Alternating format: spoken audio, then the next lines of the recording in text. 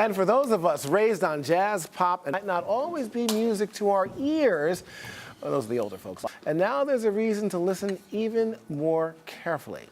An organization called Hip Hop Saves Lives is using the medium to rally young people to join good causes.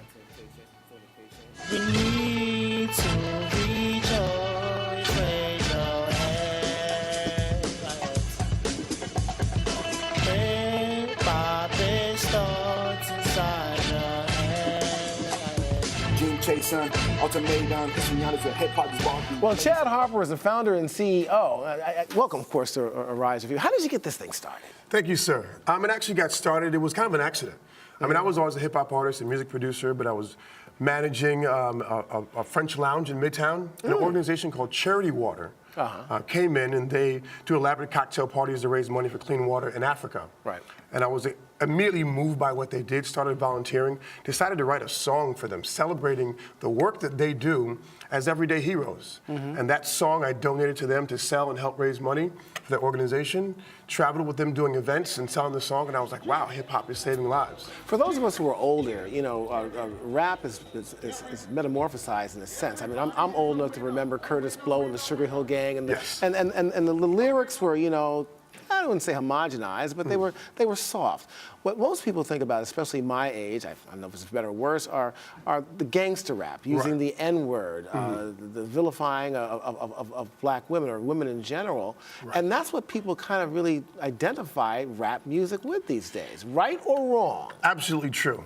The problem is hip-hop and rap are not the same thing. Rap has been around for thousands of years. Rhyming of words is rap, and you can rhyme about whatever you want.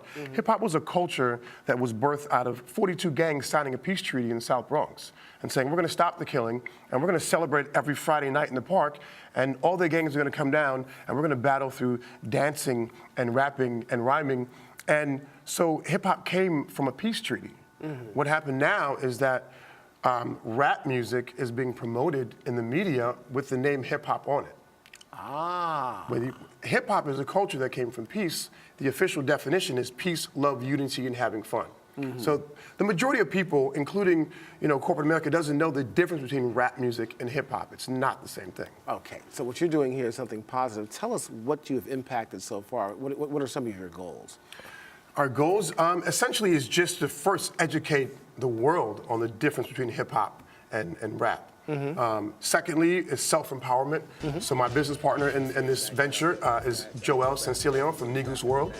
And we partner in this, and his organization teaches kids that we should be kings and queens over our own minds. So once you learn the true history of hip-hop, you're going to be challenged every day in the media and by your friends, but understanding that you have to be a king and queen over your own mind and being a negus and a negis, you know the truth now. Stand for the truth. So you're putting this message out there. I guess I want to know, especially amongst the young people, how well is it received? It's incredible. It changes kids' lives the moment they understand that hip-hop is not selling drugs and killing each other in our communities, and that it is peace, love, unity, and having fun. It's about celebrating your creativity, celebrating your individuality, and also educating yourself and each other. Hip-hop raised me. I learned about the civil rights movement more through hip-hop than I learned in school. I learned about African history. I learned how to treat a woman from Queen Latifah. Well, see, this is what I'm talking about. Maybe perhaps I can see on the cover of a CD, maybe that's outdated now, with someone without a scowl on their face. Right. Exactly. That's like a smile like yours right now, Chad.